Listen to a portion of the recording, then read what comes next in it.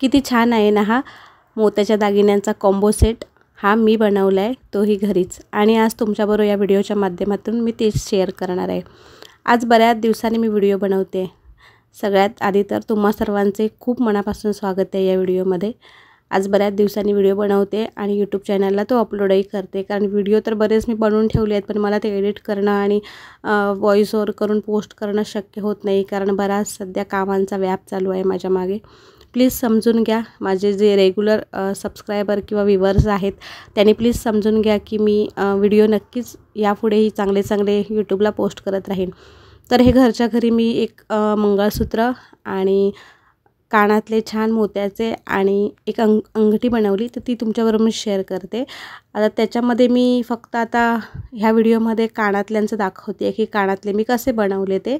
बाकी मंगळसूत्र आणि अंगठीचं परत कधीतरी एकदा शेअर नक्की करेन। तर इकडे मी ही 0.3 mm ची वायर घेतली आहे, जेवढी की मला लागणार होती तेवढी, आणि त्यानंतर जे आपले इयरिंग्स बर्ड्स असतात ना ते घेतले, आणि त्याच्यानंतर त्याच्यामध्ये मोती त्या वायरमध्ये घातले, आणि आपल्याला केवढी साईज पाहिजे आहे ते जे आपली जी कुडी आहे त्याची साईज केवढी आहे ते बघून त्यामध्ये तेवढे मोती घातले। आता इथे मी 6 मोती घातले आहेत, आणि ते मोती ते वायरने छान असे कानातल्यांना व्यवस्थित रॅप करून घ्यायचे।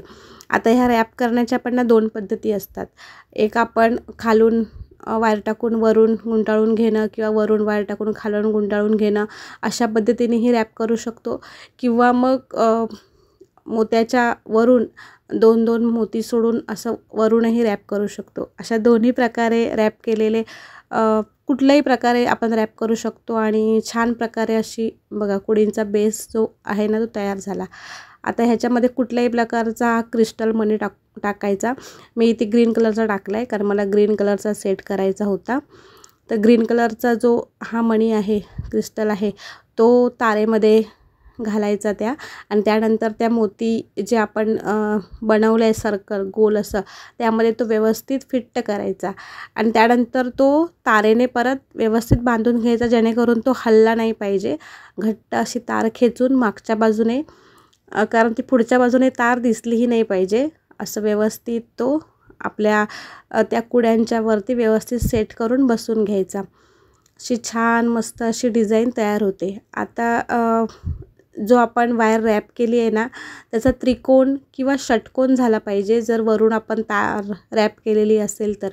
बघा छान प्रकारे माझं इथे हे कानातलं बनवून तयार आहे। तर तुम्ही घरच्या घरी असे छान कानातले मोत्याचे दागिने वगैरे बनवू शकता। तुम्ही जर तुमचं डोकं जर क्रिएटिव्ह माइंड असेल तर तुम्ही अशा गोष्टी नक्कीच ट्राय करू शकता। तरी ते एक माझं तयार झालं आहे, आणि त्याच सेम प्रोसेसने मी दुसराही कानातलं तयार करून घेतलं।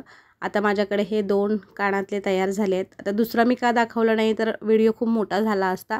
प्रोसेस तर सेम केली, काही वेगळं काहीच केलं नाही। आपल्याला 0.3 mm ची तार लागते, आणि मग हे मोती आणि एक क्रिस्टल लागतो, आणि जो आपल्या कानातल्यांचा बेस असतो तो लागतो। तसंच त्याच प्रकारे मी इथे ही अंगठीही बनवली, सेम त्याच प्रोसेसने बनवली, आणि एक मंगळसूत्राचं पॅन्डन बनवलं। त्याला 3 असे हे केले। ह्याला काही कुडी किंवा अंगठीचा बेस असतो तसा नसतो, हे वायरमध्ये आपण रॅप करायचं असतं। मी परत एकदा कधीतरी हा व्हिडिओ तुमच्याबरोबर मंगळसूत्राचं पॅन्डन कसं बनवायचं तो नक्कीच मी शेअर करेन। त्याला मंगळसूत्राची चेन आहे ती लावून घेतली, आणि मस्त असा माझा कॉम्बो सेट तयार झाला। तर हेच जर आपण दुकानात बाहेर घ्यायला गेलो ना तर ह्याची बरीच प्राईज असते। तर तुम्हाला हा माझा व्हिडिओ कसा वाटला नक्कीच मला कमेंट करून सांगा। बाय, आणि या व्हिडिओला लाईक नक्की करा।